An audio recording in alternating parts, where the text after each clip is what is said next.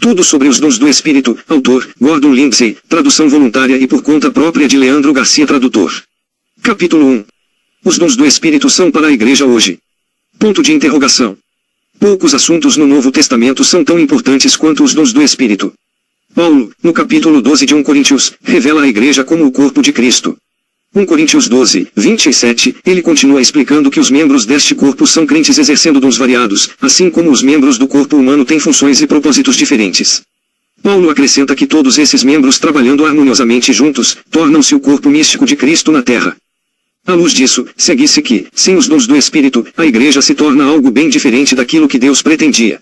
Em vez de ser um organismo sobrenatural, a Igreja é então apenas outra organização humana. É uma questão histórica que, pouco tempo após o período apostólico, os dons do Espírito gradualmente começaram a desaparecer da Igreja.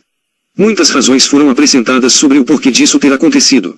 Uma explicação comum é que, quando o cânon do Novo Testamento foi concluído, esses dons não eram mais necessários.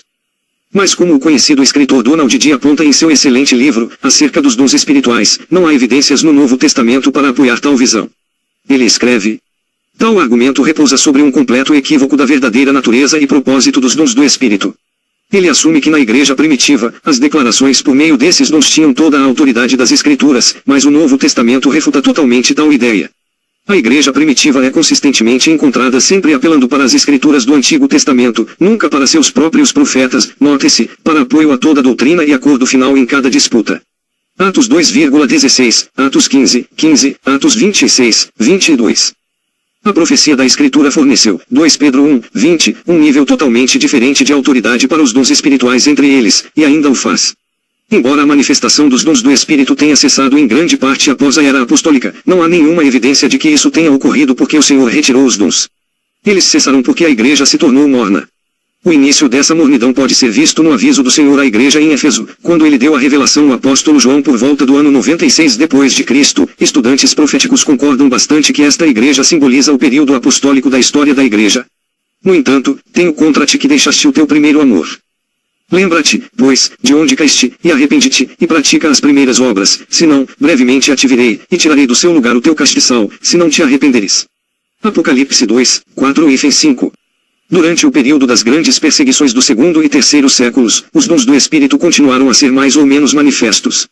Mas logo após o edito de Constantino tornando o cristianismo a religião nacional, momento em que a Igreja ganhou o favor imperial, o ministério dos dons declinou rapidamente. No entanto, é importante notar que a operação dos dons do Espírito nunca cessou completamente. A história de São Francisco contém incidentes emocionantes de milagres de cura. Quando ele enviou seus pregadores, ele deu a eles o mesmo comando que Jesus deu a seus discípulos em Mateus 10, 8. Eles deveriam pregar que o reino dos céus estava próximo e curar os enfermos, limpar os leprosos, ressuscitar os mortos, expulsar demônios. A história das seitas perseguidas dos valdenses e albigenses mostra que os dons do Espírito estavam em manifestação mesmo durante a Idade Média. John Wesley, no século XVIII, registra em seus diários fenômenos pentecostais notáveis nas reuniões dos primeiros metodistas. Os dons do Espírito são para a Igreja hoje? Ponto de interrogação. Os moravios e outros grupos contemporâneos experimentaram muitas manifestações sobrenaturais incomuns. Então, enquanto a operação dos dons diminuiu muito durante os séculos seguintes da era da Igreja, eles nunca desapareceram completamente. E quando finalmente os homens começaram a orar fervorosamente por sua restauração à Igreja, o atual derramamento do Espírito nos últimos dias foi resultado dessa oração. Os dons cessaram da Igreja? Ponto de interrogação. Há uma passagem da Escritura que tem sido comumente usada como um texto de prova por aqueles que sustentam a posição de que os dons do Espírito cessarão da Igreja. Esta é 1 Coríntios 13, 8 a 10. A caridade nunca falha, mas, havendo profecias, elas aniquilarão, havendo línguas, elas cessarão, havendo ciência, ela desaparecerá. Porque conhecemos em parte, e profetizamos em parte. Mas, quando vier o que é perfeito, então o que é em parte será aniquilado.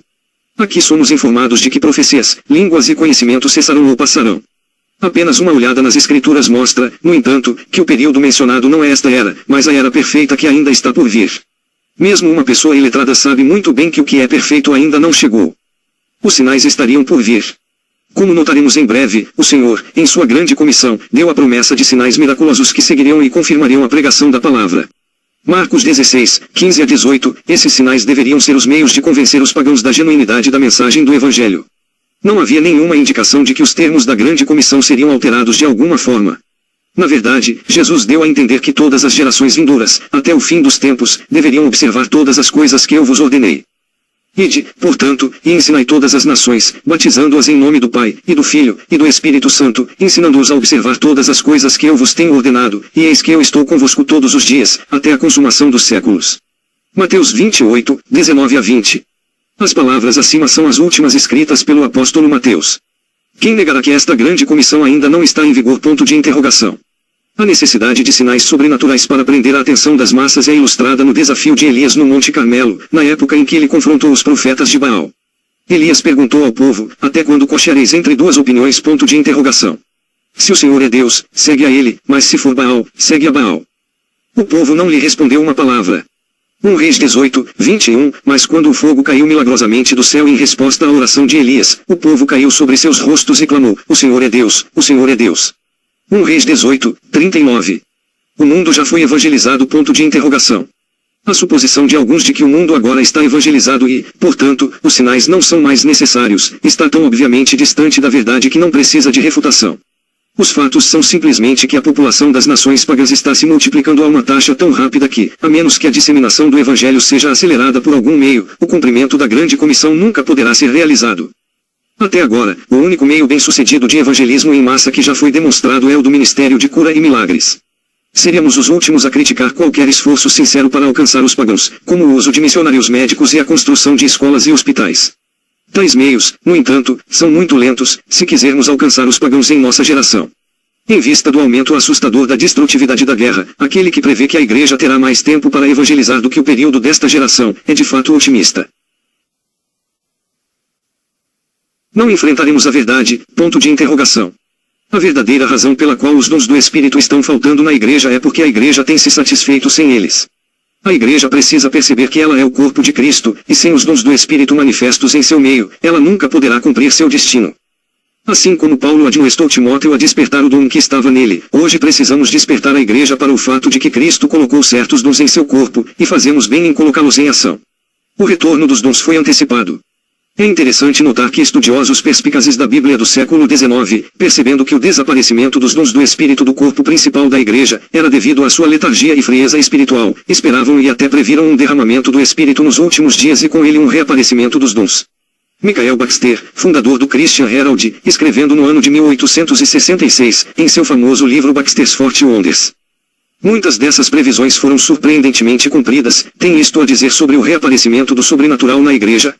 Aumento da fé para operar milagres, e ousadia inigualável na pregação do Evangelho, caracterizarão um vindouro derramamento pentecostal do Espírito. Os vários dons do Espírito foram concedidos a pastores, profetas, evangelistas, mestres, para o aperfeiçoamento dos santos e a reunião e conclusão de uma igreja perfeita. Mas este fim ainda não foi alcançado, portanto, esses dons não podem ter cessado completamente, ou sido totalmente retirados, embora tenham sido suspensos e temporariamente retirados como sinal de desagrado pela apostasia da igreja de seu primeiro amor.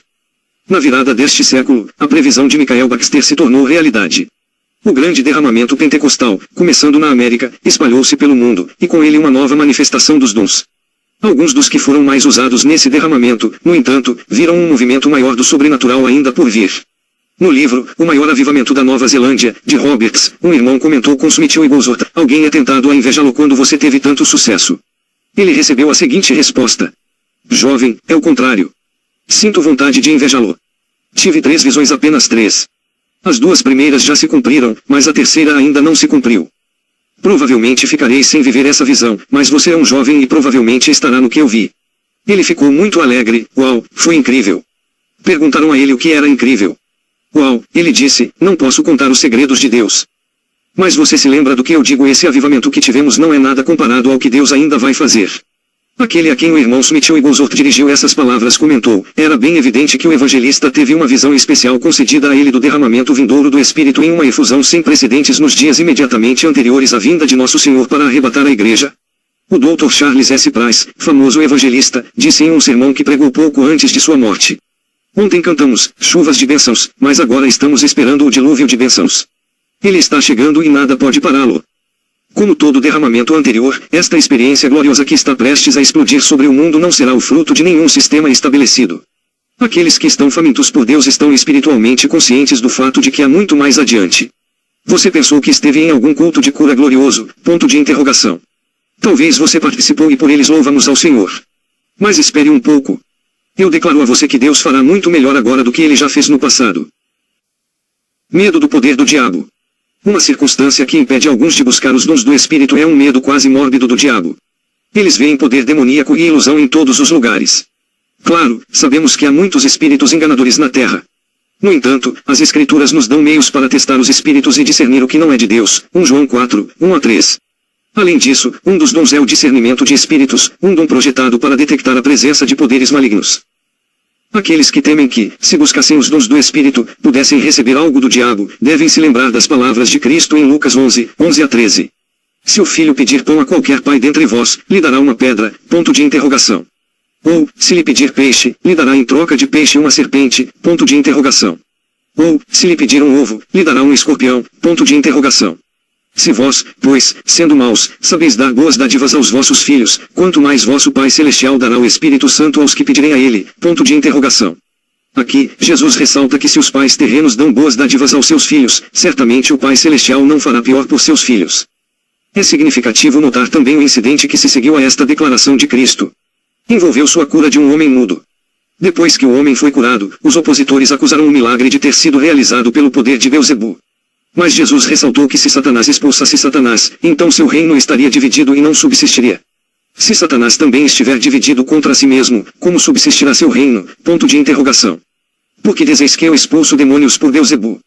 E se eu expulso demônios por Beelzebu, por quem os expulsam vossos filhos? Ponto de interrogação. Portanto, eles serão vossos juízes. Mas se eu expulso demônios pelo dedo de Deus, sem dúvida é chegado a vós o reino de Deus. Lucas 11, 18-20. Qual é a conclusão do assunto? Ponto de interrogação. Certamente, com base nas palavras de Cristo, não precisamos temer prosseguir e reivindicar este ministério. O medo impediu os filhos de Israel de seguir em frente e possuir a terra que lhes havia sido dada. Os 10 espias os alertaram para ficarem seguros, que os habitantes da terra eram gigantes e que os riscos e perigos eram muito grandes. Por causa do medo, aquela geração nunca entrou na terra prometida. Eles estavam condenados a vagar e morrer no deserto. Deus nos conceda que não repitamos seu erro tão tolo. Capítulo 2. Propósito dos dons do Espírito. Tendo mostrado que os dons do Espírito ainda estão na igreja, e que eles são manifestados onde quer que haja fé, consideraremos algo sobre seu propósito e o que Deus pretendia que eles realizassem. Os dons do Espírito não são brinquedos, eles são dons de amor de Deus para a igreja. Qualquer tentativa, portanto, de usá-los para propósitos egoístas ou fúteis seria um erro trágico. Quais eram então os propósitos que Deus tinha em mente quando ele ordenou que esses dons especiais do Espírito fossem concedidos à igreja? Ponto de interrogação. Como veremos, o propósito primordial era que, por meio da operação desses dons, a igreja se tornasse o corpo funcional de Cristo na terra. Primeiro, manifestar o corpo de Cristo na terra. No capítulo 12 de 1 Coríntios, Paulo considera a igreja como o corpo de Cristo. Pois, assim como o corpo é um, e tem muitos membros, e todos os membros desse corpo, sendo muitos, são um só corpo, assim também é Cristo. Pois todos nós fomos batizados em um só Espírito, formando um só corpo, quer judeus, quer gregos, quer escravos, quer livres, e a todos nós foi dado beber de um só Espírito. Porque o corpo não é um só membro, mas muitos. Ora, vós sois o corpo de Cristo, e membros em particular. 1 Coríntios 12, 12-14 e 27. Aqui está uma verdade vital que não é tão completamente compreendida quanto deveria ser. Aqui nos é dito que a igreja é o corpo de Cristo, e cada um de nós é membro em particular. O X da questão é este, que enquanto Cristo esteve na terra, ele só podia estar em um lugar de cada vez. Ele só podia ministrar a alguns de cada vez. No entanto, depois que o Espírito foi derramado, tornou-se possível para ele se manifestar por meio de um número ilimitado de crentes. Esses membros de seu corpo místico podiam ir a todas as partes do mundo e ministrar às pessoas, assim como ele ministrou quando estava na terra. Como ele é, assim sois vós no mundo. Assim, o ministério de Cristo foi multiplicado muitas vezes. Assim, por meio desses dons sobrenaturais, Cristo, por meio do Espírito Santo, pode manifestar a si mesmo e seu ministério em qualquer parte da terra. A igreja, portanto, torna-se de fato o corpo de Cristo, fazendo suas obras e ministrando seu amor e compaixão aos necessitados. De uma forma real, a igreja é seus olhos, seus ouvidos, seus pés, suas mãos, para continuar sua obra na terra. Esta verdade também nos mostra que, quando a igreja perde a manifestação de seus dons, ela se torna fraca, ineficaz e algo completamente diferente do que Deus pretendia. Segundo, auxiliar na evangelização do mundo. Em Marcos 16, 15-18, o Senhor dá a grande comissão como um comando aos crentes para a evangelização do mundo. E disse-lhes, ide por todo o mundo, pregai o evangelho a toda criatura. Quem crer e for batizado será salvo, mas quem não crer será condenado. E estes sinais seguirão aos que crerem, em meu nome expulsarão demônios, falarão novas línguas, pegarão em serpentes, e se beberem alguma coisa mortífera, não lhes fará mal, imporão as mãos sobre os enfermos, e eles ficarão curados. Como essa evangelização deveria ser feita? Ponto de interrogação. Não por meio do uso de truques ou engenhocas, mas por meio de certos sinais milagrosos que se manifestam por meio dos dons do Espírito. Não tem sido fácil evangelizar os pagãos. William Carey, o primeiro missionário dos tempos modernos, trabalhou duro 6 anos para ganhar um único convertido. A evangelização das nações tem sido um processo lento e tedioso. Os missionários têm trabalhado a vida toda para ganhar algumas almas. Compare isso com os resultados dos grandes avivamentos em massa conduzidos por aqueles com ministérios de dons de sinais. Sinais e dons, entre os seguidores de Maomé. Propósito dos dons do Espírito. Alguns anos atrás, um de nossos associados começou uma campanha em um país muçulmano. Cerca de 10.000 muçulmanos se reuniram para ouvi-lo falar. Eles não eram realmente hostis, mas também não estavam convencidos de que Jesus é o Filho de Deus, ou que ele está vivo. Eles tinham sido ensinados que ele era um profeta como Maomé. O evangelista fez uma proposta ao povo. Se Cristo curasse o povo diante de seus olhos, dando visão aos cegos, audição aos surdos e fazendo os coxos andarem, eles acreditariam? Ponto de interrogação. Eles prontamente indicaram que sim. Então, aconteceu que quando esses milagres realmente começaram a acontecer, e as pessoas os viram com seus próprios olhos, a grande multidão de muçulmanos começou a gritar, Jesus está vivo, ele está vivo. Jesus é o Filho de Deus. Ele cura nosso povo. Um grande propósito dos dons do Espírito é dar confirmação ao Evangelho. Terceiro, edificar a igreja. Mas o que profetiza fala aos homens para edificação, exortação e consolação. Assim também vós, visto que sois zelosos de dons espirituais, procurai abundar para a edificação da igreja. Como é, pois, irmãos? Quando vos reunis, cada um de vós tem salmo, tem doutrina, tem língua, tem revelação, tem interpretação.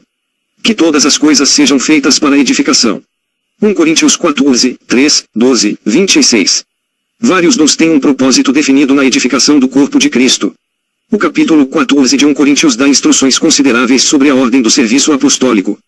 Por exemplo, somos aconselhados que, se alguém for movido a dar uma mensagem em língua desconhecida, deve verificar se há um intérprete presente. 1 Coríntios 14, 27 a 29, várias vezes neste capítulo, Paulo enfatiza que um dos grandes propósitos dos dons é para a edificação da igreja. O dom especialmente adaptado para a edificação dos crentes é o dom da profecia e o falar em outras línguas com interpretação. Claro, qualquer dom manifestado na Assembleia pode resultar em bênçãos para os crentes. Quarto, para a libertação do povo de Deus. Assim como certos dons são especialmente projetados para a edificação dos santos, há outros ordenados para sua libertação. O Antigo Testamento está repleto de ocorrências nas quais o povo de Deus recebeu libertações sobrenaturais. O ministério de Cristo foi marcado por milagres de suprimento, como a transformação de água em vinho, a alimentação de 5.000, ou milagres de libertação, como a calmaria do mar. Os dons especialmente projetados para a libertação do povo de Deus em tempos de crise são a palavra de sabedoria, a palavra de conhecimento, dons de cura, operação de milagres e o dom da fé. De fato, quase todos os dons do Espírito podem servir às vezes para efetuar uma libertação sobrenatural para o povo de Deus. Quinto, para o aperfeiçoamento da igreja. E ele deu alguns, apóstolos, e alguns, profetas, e alguns, evangelistas, e alguns, pastores e mestres, para o aperfeiçoamento dos santos, para a obra do ministério, para a edificação do corpo de Cristo, até que todos cheguemos ao conhecimento do Filho de Deus, ao estado de homem perfeito, à medida da estatura completa de Cristo. Efésios 4, 11 a 13. Intimamente associado à edificação da igreja, está o propósito eterno de Deus de aperfeiçoar a igreja. Os dons do Espírito se manifestam por meio de indivíduos escolhidos, apóstolos, profetas, evangelistas, pastores e mestres, para que a igreja seja aperfeiçoada, isto é, preparada para sua segunda vinda. Mesmo que as pessoas se tornem cristãs devotas, sempre há a possibilidade de que sejam enganadas por algum líder persuasivo, mas falso, que por acaso ganhe sua confiança. O povo de Deus precisa de ensino, por homens ungidos por Deus, que possam discernir entre o verdadeiro e o falso, como Paulo mostra no versículo 14. Capítulo 3. Os dons do Espírito são realmente concedidos aos crentes? Ponto de interrogação. Antes de prosseguirmos no estudo desse assunto fascinante, há uma questão importante à qual precisamos dar consideração cuidadosa. A questão é esta: os dons do Espírito são realmente concedidos aos crentes? Ponto de interrogação. Os membros individuais do corpo de Cristo realmente recebem esses dons, ou eles são dados à igreja como um corpo, e manifestados pelo Espírito através de seus vários membros por uma espécie de rotação? Ponto de interrogação. Há uma razão muito importante pela qual devemos saber se o Espírito de Deus concede diretamente os dons, ou apenas os intercala através dos vários membros do corpo em tempos e estações de sua escolha. As três possibilidades. Há três possibilidades de como isso pode ser. Primeiro, Deus poderia dar os dons a uma pessoa no mesmo sentido em que o indivíduo pode receber um legado direto. O dom seria dele para fazer exatamente o que quisesse, sem necessidade de prestação de contas. Ele não precisaria de ajuda do falecido, ou de qualquer outra pessoa para cuidar do legado. Obviamente, os dons do Espírito não são dados com base nisso. Em segundo lugar, pode ser que toda a iniciativa na manifestação dos dons esteja no Espírito Santo, com membros do corpo de Cristo como instrumentos passivos. Uma ilustração notável disso é vista no incidente da jumenta de Balaão, em que Deus falou por meio de um animal mudo. Neste caso, é evidente que Deus se manifestou por meio do animal, embora obviamente este último não tenha recebido nenhum dom. Por outro lado, os membros do corpo de Cristo não apenas são instrumentos na operação dos dons, mas, ao contrário do animal mudo, o crente tem responsabilidades por sua manifestação adequada. Isso as Escrituras afirmam claramente. Isso nos leva à terceira possibilidade, e aquela que acreditamos ser a bíblica, é que o crente é um destinatário real de um dom e, como tal, é um parceiro ativo, não apenas uma figura de proa, nem um instrumento passivo como no caso do jumento, na manifestação dos dons. É muito importante que isso fique claro. Pois se os indivíduos tiverem a impressão de que os dons são manifestações inteiramente soberanas do Espírito, alheias às responsabilidade e cooperação humanas, isso pode levar a um erro sério. Se eles supõem que a responsabilidade pela operação dos dons está inteiramente com Deus, há o perigo de que eles confundam suas próprias ações defeituosas com as do Espírito. Se, e quando, tais pessoas saírem da ordem, elas resistirão à instrução, alegando que o Espírito de Deus as faz fazer o que fazem. Paulo, é claro, refutou essa falácia quando disse, os espíritos dos profetas estão sujeitos aos profetas. 1 Coríntios 14, 32, o apóstolo não está se referindo aqui ao Espírito de Deus, mas ao Espírito do profeta. A operação de um dom está claramente nas mãos do profeta. Paulo explica ainda que muito depende do profeta, da maneira como o dom é manifestado, de seu tempo e de seu exercício adequado. 1 Coríntios 14, 23 a 32. Os indivíduos recebem dons para fazer o que bem entendem, ponto de interrogação. Podemos enfaticamente afirmar, no entanto, que ninguém recebe dons espirituais no sentido de que pode fazer com eles o que quiser. Por mais errado que seja negar a responsabilidade do crente na manifestação dos dons, seria ainda mais sério deixar de enfatizar a importância do lugar do Espírito Santo em sua operação. Existe uma parceria entre Deus e o homem, e a cooperação de ambos é indispensável. Os dons do Espírito são realmente transferidos aos crentes, ponto de interrogação. Os crentes recebem dons, mas apenas no sentido de ser mordomos, como é ilustrado na parábola dos talentos. Pois o reino dos céus é como um homem que, partindo para um país distante, chamou os seus servos e lhes entregou os seus bens. E a um deu 5 talentos, ao outro 2, e a outro 1, a cada um segundo a sua capacidade, e imediatamente partiu. Mateus 25, 14 a 15. Os talentos não pertenciam aos servos. Eles eram apenas mordomos. Todos os talentos e o crescimento deles deveriam ser apresentados para prestação de contas no retorno do Senhor. Um dos servos deixou de usar seu talento e o escondeu na terra. O destino daquele servo mau, quando chegou a hora do acerto de contas, todos nós sabemos. Aquele servo perverso que agiu como se o talento fosse seu para fazer o que quisesse, pagou uma penalidade terrível por sua desobediência. É extremamente importante que tenhamos uma compreensão equilibrada da base sobre a qual os dons são dados. Eles não são algo para ser ligado ou desligado pela vontade da pessoa. Nem devem ser usados para benefício ou ganho pessoal. Os dons são dados pelo Espírito para qualificar uma pessoa para um serviço especial no corpo. Como Paulo declara: ora, vós sois o corpo de Cristo, e seus membros em particular. E aos pôs Deus na igreja, primeiramente apóstolos, em segundo lugar profetas, em terceiro doutores, depois milagres, depois dons de curar, socorros, governos, variedades de línguas. 1 Coríntios 12, 27 a 28. Uma pessoa é colocada na igreja em uma posição de destaque, como pastor ou mestre. A outra é dada a posição de ajuda, um ministério que pode incluir muitas coisas. Romanos 12, 8 fala até mesmo de dar, como uma das ajudas. Deus pode abençoar um certo homem acima de outros com milagres financeiros para que ele seja capaz de ajudar a igreja financeiramente de uma maneira especial. Outro membro, Deus usará de uma maneira diferente. Agora, embora ninguém receba dons do Espírito para usar como ele quiser, no entanto, as Escrituras ensinam claramente que um dom é dado de tal forma que podemos dizer que uma pessoa o tem e outra não tem. Os dons residem dentro do crente e devem ser manifestados em uma base de parceria com Deus. Já que Deus sempre fará a sua parte, cabe ao crente fazer a sua. É importante que todo crente cheio do Espírito perceba que Deus quer que ele tenha pelo menos uma manifestação do Espírito e que ele seja responsável por fazer com que ela seja exercida. Pois todos nós devemos comparecer diante do tribunal de Cristo para prestar contas de nosso zelo pelos dons. Agora, vamos considerar a evidência bíblica que mostra que os dons do Espírito são realmente transmitidos aos crentes. Os dons do Espírito são dons e manifestações.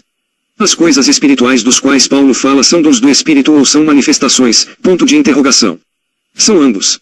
Ao estudarmos 1 Coríntios 12, 4 a 11, vemos que essas 9 coisas espirituais são chamadas de dons e manifestações. Mas a manifestação do Espírito é dada a cada um para o bem de todos. 1 Coríntios 12, 7, somos informados de que todo homem deve ter pelo menos uma das manifestações.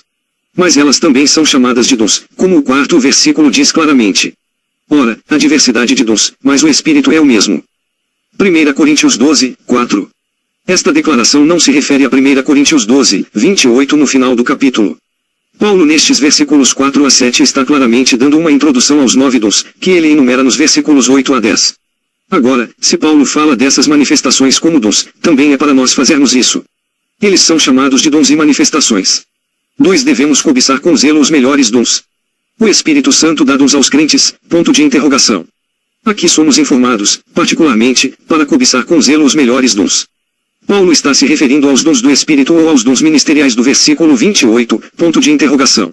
Bem, os dons ministeriais incluem apóstolos e profetas. Certamente Paulo não quer dizer que todos os membros da igreja devem cobiçar os ofícios de apostolado e profeta. Os versículos que se seguem mostram que Paulo está se referindo aos dons do Espírito, pois ele menciona vários deles, o falar em línguas, a profecia, a palavra de conhecimento, a fé e os milagres. Observe o verbo peculiar que é usado cobiçar. A palavra cobiçar fala fortemente sobre desejar a posse de algo. O 10º mandamento adverte contra cobiçar ou buscar a posse daquilo que pertence a outro. Porém, a cobiça dos melhores dons de Deus, Paulo incentiva. 3. Alguns recebem dons de cura. São todos apóstolos, são todos profetas, são todos mestres, são todos operadores de milagres, têm todos os dons de cura, falam todos em línguas, interpretam todos, ponto de interrogação. Mas cobiçai com zelo os melhores dons, e eu vos mostrarei um caminho mais excelente. 1 Coríntios 12, 29 a 30. É necessária mais prova do que esta de que as manifestações do Espírito são dons do Espírito, do que notar que Paulo realmente fala de um deles como dons de cura, ponto de interrogação. Dons de cura é um dom do Espírito. É em virtude de ter esse dom que alguém se qualifica para o ofício de dons de cura. Tem todos dons de cura, ponto de interrogação. Paulo pergunta. Obviamente, nem todos os têm, mas, inversamente, alguns os têm. Em outras palavras, os dons de cura são disponibilizados à igreja, embora sejam dados apenas a certos membros. Alguns têm dons de cura, outros não. Assim, a conclusão é inevitável, que os crentes têm dons do Espírito. 4. O Espírito reparte várias vezes como quer. Mas a manifestação do Espírito é dada a cada um, para proveito comum. Porque a um é dada, pelo Espírito, a palavra da sabedoria, a outro, a palavra do conhecimento, pelo mesmo Espírito, a outro, a fé, pelo mesmo Espírito, a outro, os dons de curar, pelo mesmo Espírito, a outro, a operação de milagres, a outro, profecia, a outro, discernimento de espíritos, a outro, diversidade de línguas, a outro, interpretação de línguas. 1 Coríntios 12, 7 a 10. Observamos que Paulo diz, a diversidade de dons. 1 Coríntios 12, 4. No 7º verso, somos informados de que a manifestação desses dons é dada a cada homem para proveito comum. Pois a palavra da sabedoria, a outro, a palavra do conhecimento, etc. Após listar essas 9 manifestações dos dons, ele então acrescenta, mas um só e o mesmo Espírito opera todas estas coisas, repartindo particularmente a cada um como quer. 1 Coríntios 12, 11, observe que Paulo dedica todo o restante do capítulo para explicar que, por meio da operação desses dons, cada membro do corpo de Cristo, que ele compara aos membros do corpo humano, tem uma função especial própria. Em virtude dessa função, o próprio homem, por meio de seu ofício, se torna um dom para a igreja. Deus o coloca no corpo para cumprir um certo propósito. Versículos 28 e 30. Parece lógico que Deus deva dar certos dons a indivíduos que, por natureza e temperamento, são mais adequados para esses dons, em vez de intercalá-los indiscriminadamente por todos os membros do corpo. A observação confirma que é isso que acontece. No entanto, é verdade que somente Deus sabe o que está no coração do homem. Alguns que não suporíamos que seriam qualificados para um certo ministério, o receberão. Deus reserva o direito de manifestar seus dons por meio de qualquer pessoa, a qualquer hora e em qualquer ocasião que ele considere adequada. Nem Samuel nem Jessé pensaram que Davi era o único a receber a unção, mas Deus a deu a ele de qualquer maneira. 5 dons espirituais são transmitidos. Pois desejo muito ver-vos, para vos transferir algum dom espiritual, a fim de que sejais fortalecidos. Romanos 1, 11. O apóstolo Paulo, ao escrever aos santos em Roma, está cheio de solicitude pelo crescimento espiritual dos cristãos naquela cidade. Ele declara que os tem muito em seu coração e espera que Deus lhe permita visitá-los. Por qual razão? Ponto de interrogação. Para que ele possa transferir a eles algum dom espiritual. Paulo quis dizer que o dom espiritual a ser transferido era somente à igreja como um todo e não ao indivíduo. Ponto de interrogação. A epístola de Paulo aos Romanos considera não somente os dons de posse da igreja, mas também seus membros individuais. Ele ressalta que os crentes têm diferentes dons segundo a graça que nos é dada, seja profecia, dons de cura, ministério, etc. Vamos ler a passagem inteira de Romanos 12, 4 a 7.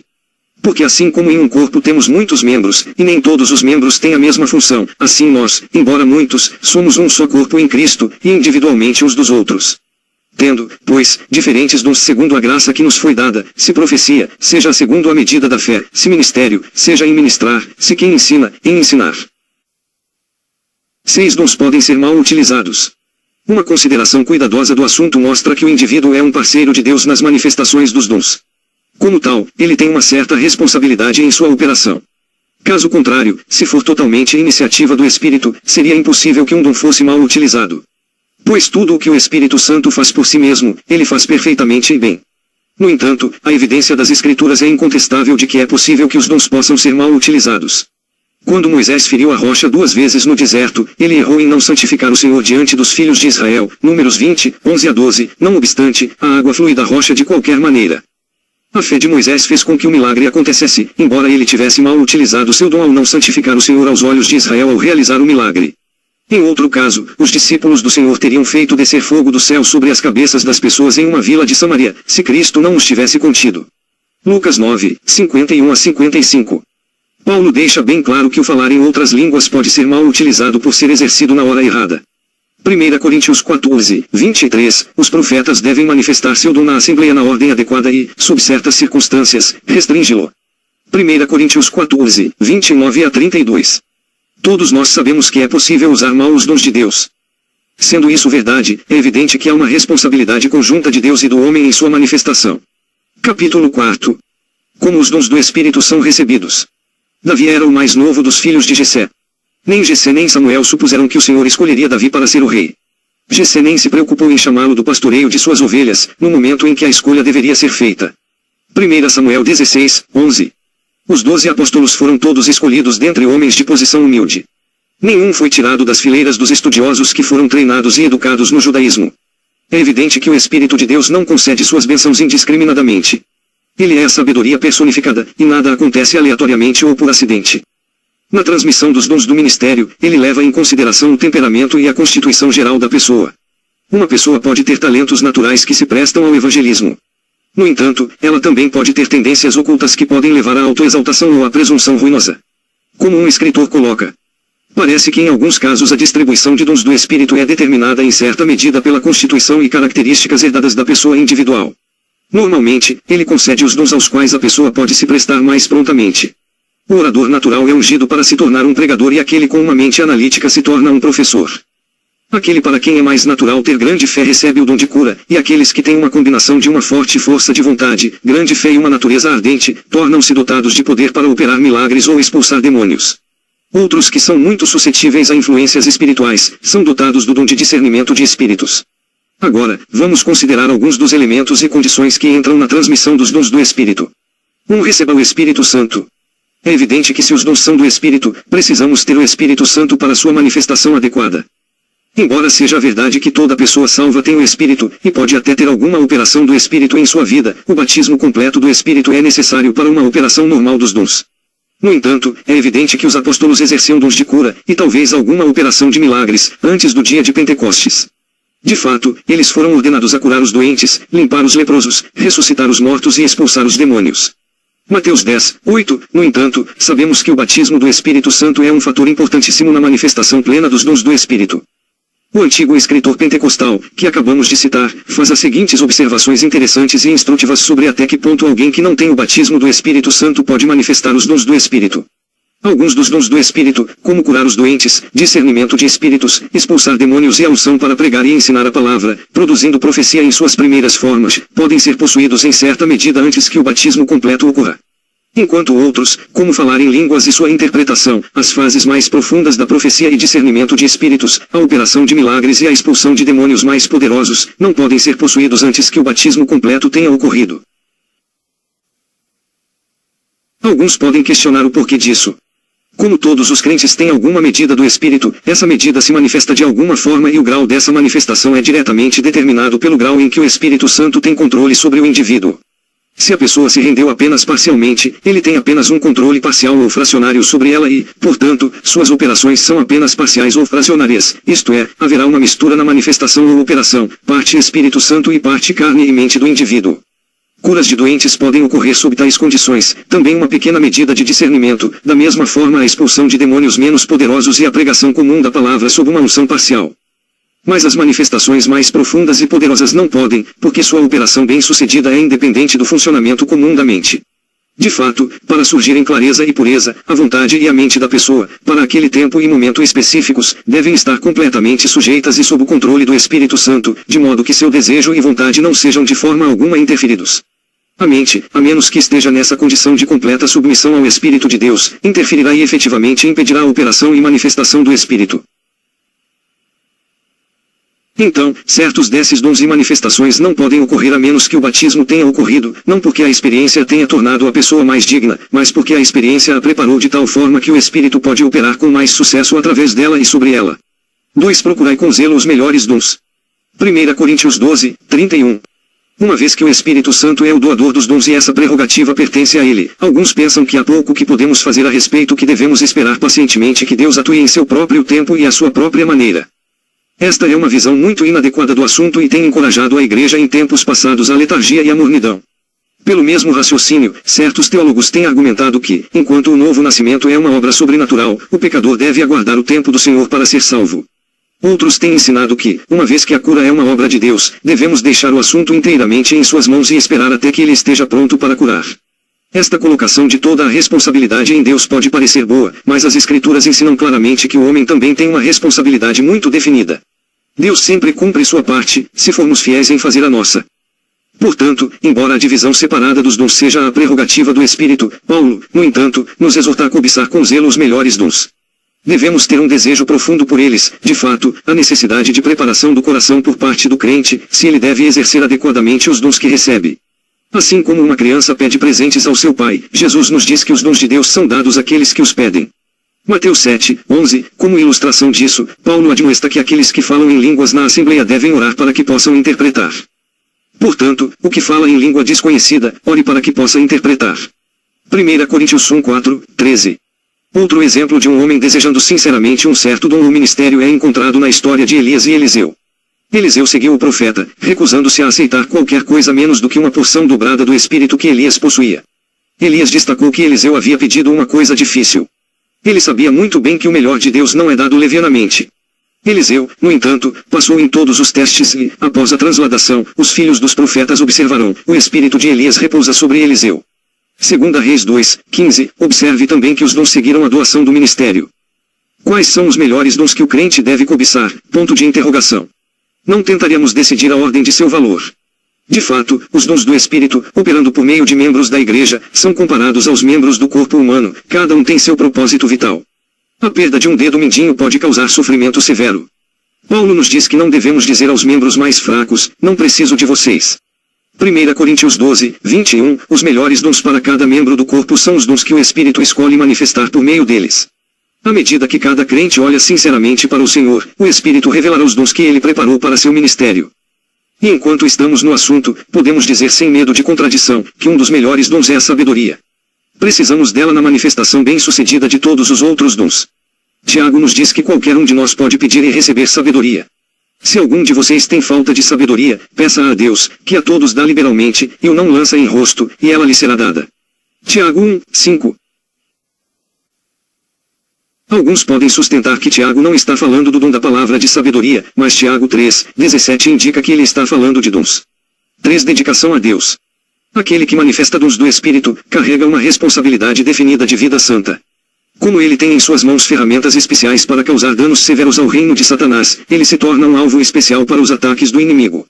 Satanás busca intensificar as tentações dos ministros ungidos, e às vezes apenas a resistência mais firme e contínua à tentação traz vitória. Uma boa ilustração disso é vista no conflito espiritual de Cristo no jardim do Getsemane. Hebreus 5, 7, Lucas 22, 44, os dons do Espírito levam o destinatário a reinos de guerra nos lugares celestiais. Uma decepção na vida de oração pode envolver um dos mais graves perigos. Temos apenas que nos voltar para os exemplos de homens como Balaão, Saul, Sansão e Judas, para entender o que significam essas advertências. Cada um desses homens recebeu ministérios incomuns. No entanto, nenhum deles estava adequadamente preparado para as responsabilidades que assumiu e, como resultado, suas carreiras terrenas terminaram em tragédia e desastre.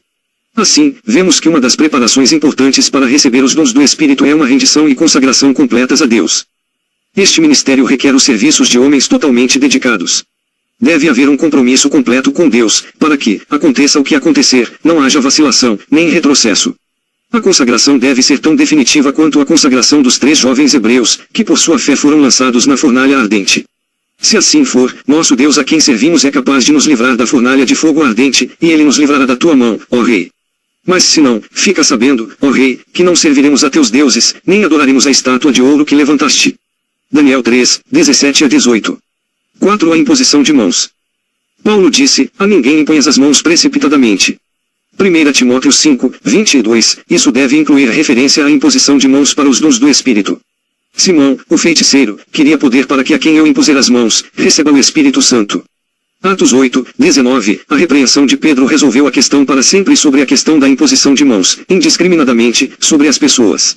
No entanto, é verdade que ministérios de dons podem ser transmitidos por meio da imposição de mãos.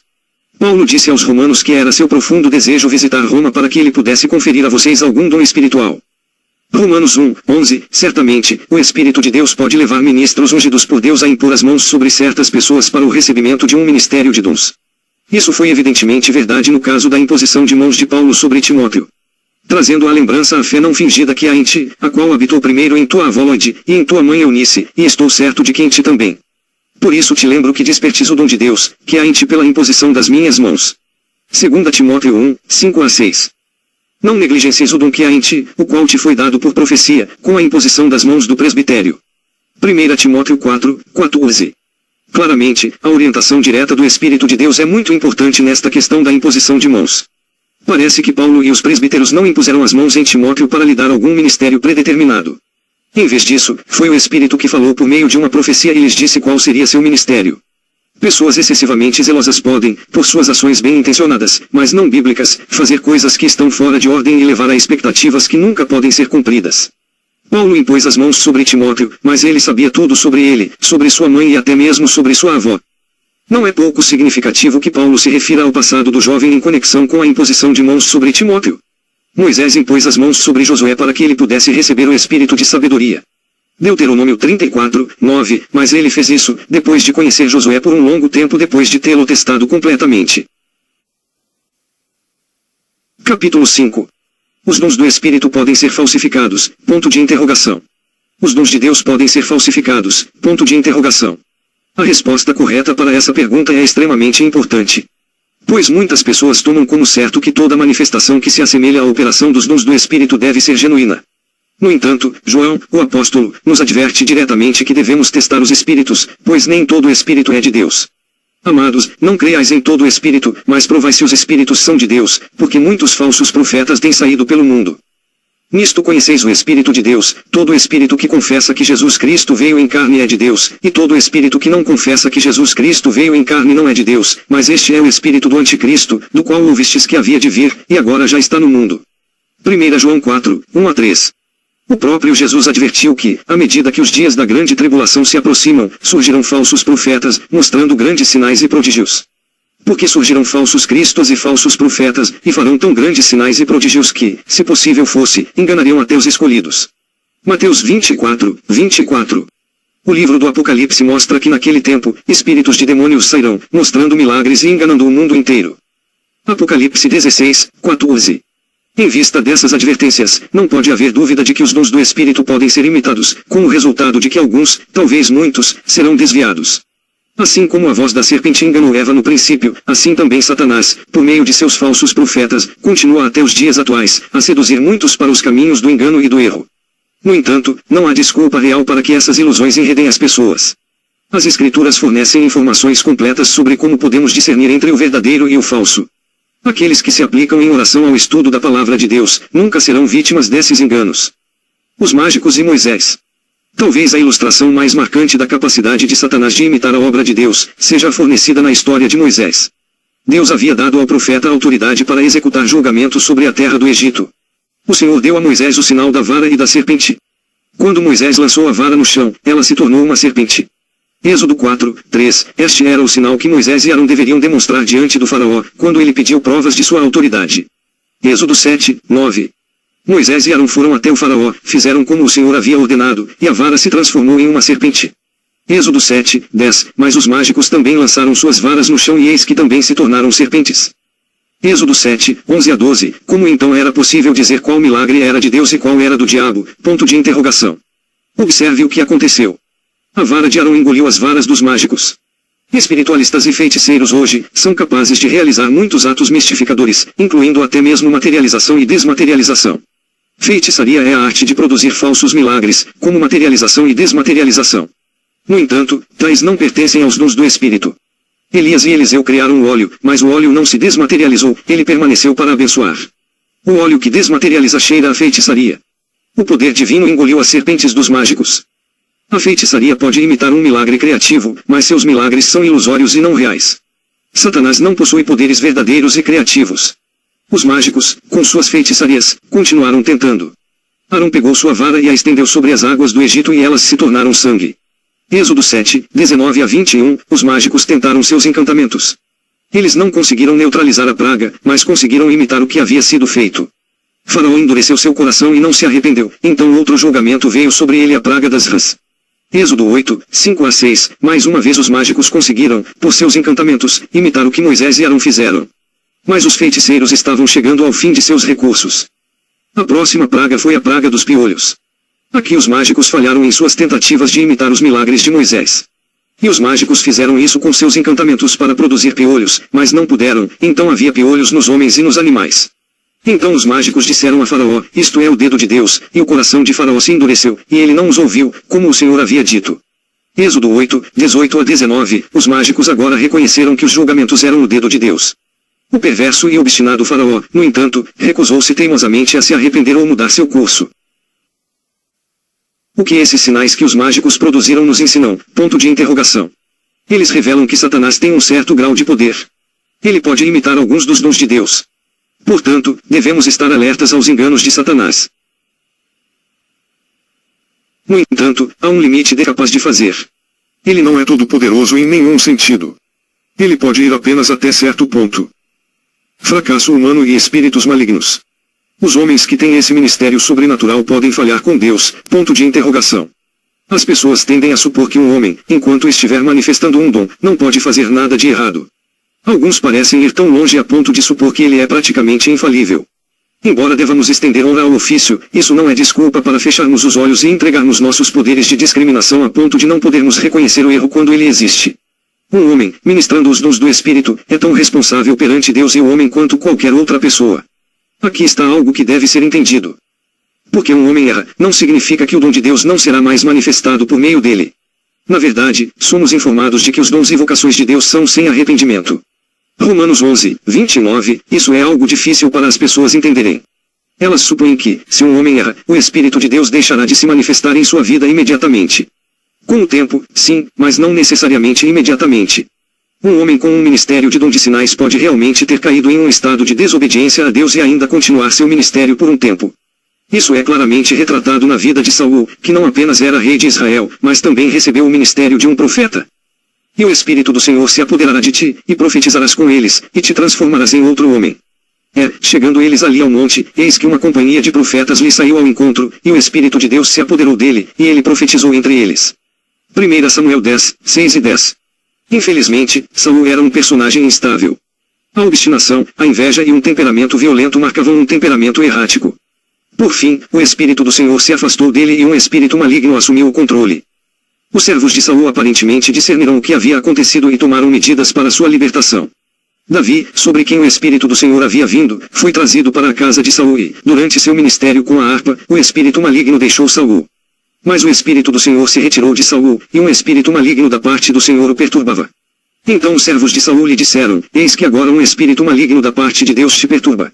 Ordene, pois, nosso Senhor, aos teus servos, que estão diante de ti, que busquem um homem que saiba tocar harpa, e acontecerá que, quando o espírito maligno da parte de Deus vier sobre ti, ele tocará com a sua mão, e ficarás bom. E aconteceu que, quando o espírito maligno da parte de Deus estava sobre Saul, Davi tomou uma harpa, e tocou com a sua mão, então Saul se refrescou, e ficou bom, e o espírito maligno se retirou dele. 1 Samuel 16, 14 a 16 e 23.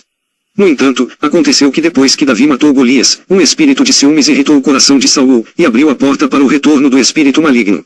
E aconteceu no dia seguinte, que o espírito maligno da parte de Deus veio sobre Saul, e ele profetizou no meio da casa, e Davi tocou com a sua mão, como das outras vezes, e havia uma lança na mão de Saul. 1 Samuel 18, 10. Saul, sob a influência deste demônio, tornou-se realmente assassino. Ele agora procurava matar Davi. 1 Samuel 18, 11 a 12, daquele momento em diante, o mal preponderou na vida de Saul. 1 Samuel 19, 9. Dons do Espírito e vida piedosa. Frequentemente se presume que qualquer pessoa em quem um dom do Espírito é manifesto, deve estar vivendo uma vida santa. Certamente, alguém assim escolhido, tem uma grande responsabilidade diante do Senhor de viver uma vida santa e separada. Infelizmente, há alguns que manifestam dons genuínos, que depois caem em pecado e, ao fazê-lo, trazem confusão para a casa de Deus. Quanto à possibilidade de tais coisas acontecerem, não precisamos olhar além do caso de Davi, o doce salmista de Israel, um homem em quem os dons proféticos se manifestaram de forma marcante, e cujos salmos forneceram inspiração a milhões de pessoas. No entanto, este escritor inspirado tornou-se culpado da conduta mais flagrante. Ele cometeu adultério com Batseba e, para encobrir seu ato, foi um conspirador na morte de seu marido. Deus perdoou Davi, porque ele se arrependeu profundamente de seu pecado. Mas as consequências de seu ato foram além do cálculo. Primeiro, trouxe reprovação à causa do Senhor. 2 Samuel 12, 14. Segundo, pelo resto de sua vida, Davi pagou a penalidade por seu delito. Traição ocorreu em sua própria casa. Davi continuou a manifestar o ministério de um profeta, veja Salmos 51, mas pagou um preço terrível por seus pecados. Balaão era um profeta mercenário, mas não era um falso profeta. Algumas de suas profecias estão entre as mais belas das Escrituras. Considere sua profecia de Cristo. Eu o verei, mas não agora, eu o contemplarei, mas não de perto, uma estrela sairá de Jacó, e um cetro se levantará de Israel, e ferirá os cantos de Moabe, e destruirá todos os filhos de Sete. Números 24, 17. O pecado que assediava Balaão era seu amor ao dinheiro.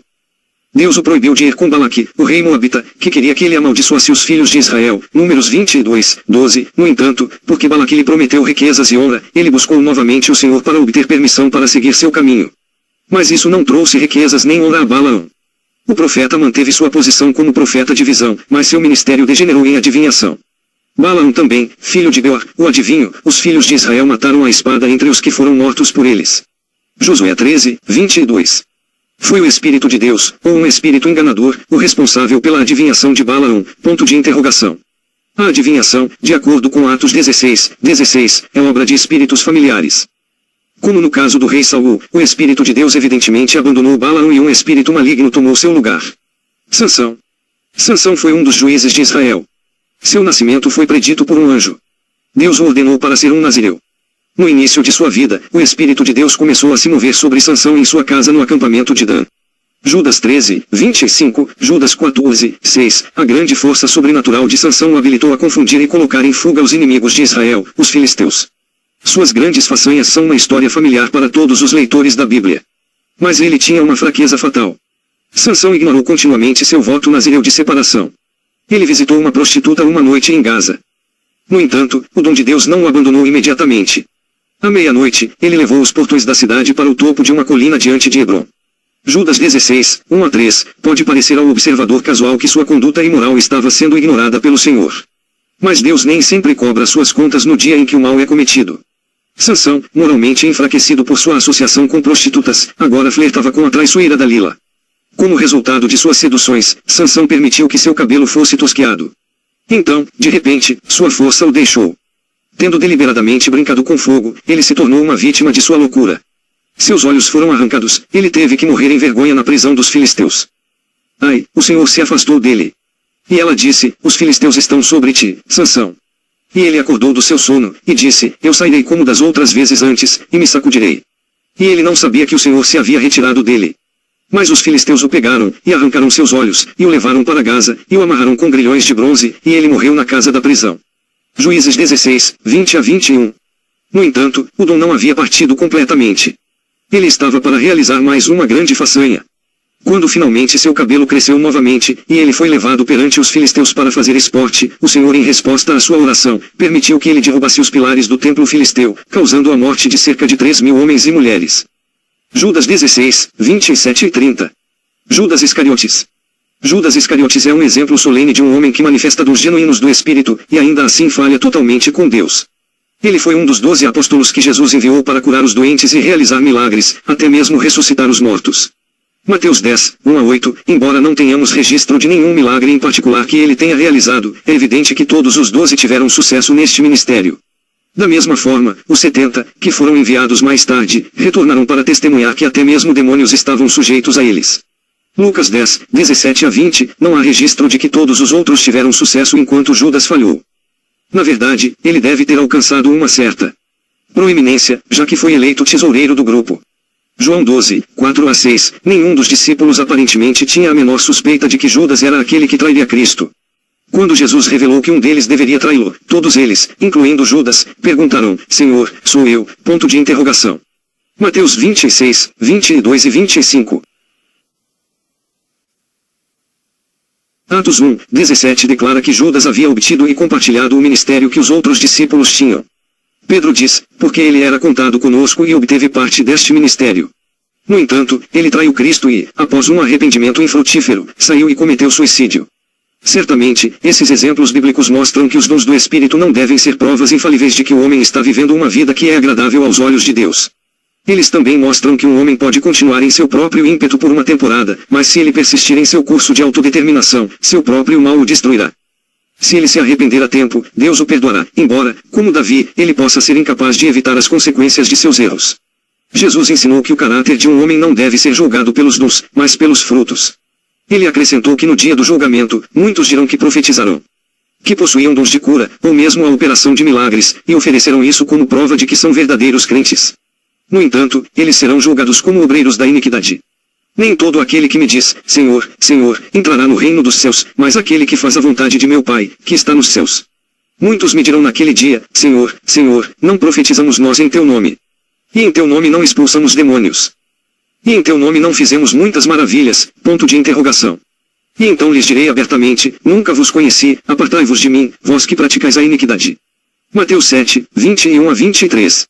Qual é então o verdadeiro teste daqueles que são seguidores genuínos de Cristo?